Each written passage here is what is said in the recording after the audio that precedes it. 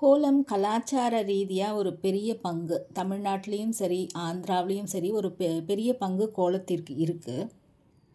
இது வந்து கோலம் எதற்காக அப்படின்னா நிறைய ஜாமெட்ரிக் டிசைன் இருக்குது, நம்ம மென்டலி வந்து ஸ்டேபிள் ஆகும். அப்புறம் இது அரிசி மாவுனால் போடப்பட்டால் பல உயிரினங்களுக்கு, சின்ன சின்ன உயிரினங்கள், எறும்பு போன்ற உயிரினங்களுக்கு இது உணவாக இருக்கும் அப்படின்னும் சொல்லப்படுது.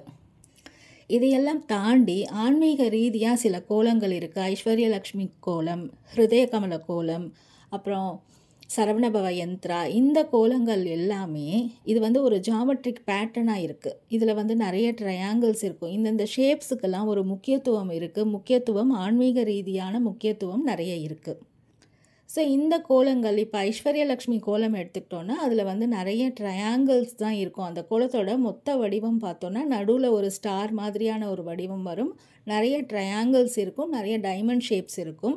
இதெல்லாமே என்னென்னா இது வந்து ஒரு யந்த்ரா மாதிரி ஆக்ட் ஆகுது. யந்த்ராவாக அது வந்து உருவகப்படுத்திக்கிறாங்க. அந்த யந்த்ரா வந்து என்ன பண்ணும் அப்படின்னா பிரபஞ்ச சக்தியை ஈர்த்து தரும் ஒரு கருவியாக அது செயல்படுது அப்படின்னு சொல்லப்படுது.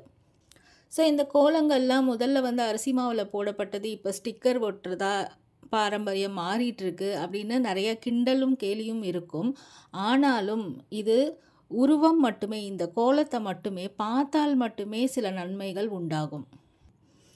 இந்த ஸ்டிக்கர் ஆனாலும் சரி, இல்லை கையில் வரைஞ்ச கோலம், பெண்ணால் வரைஞ்ச கோலமாக இருந்தாலும் சரி, அந்த கோலத்திற்கான சக்தி உண்டு, அந்த ஷேப்பிற்கான சக்தி உண்டு. இது வந்து பிரபஞ்ச சக்தியை ஈர்த்து தரும் அப்படின்னு நம்பப்படுது.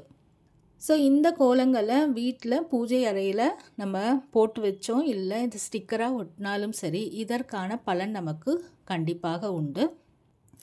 இது செல்வ செழிப்பை தரும் அப்படின்னு நம்பப்படுது. இது ஏன்னா லக்ஷ்மி கோலம், ஐஸ்வர்ய லக்ஷ்மி கோலம். ஐஸ்வர்யம் அப்படின்னா எல்லா வகையான செல்வங்களையும் கொண்டு வந்து தரும் அந்த கோலம், இந்த யந்த்ரா கோலம்.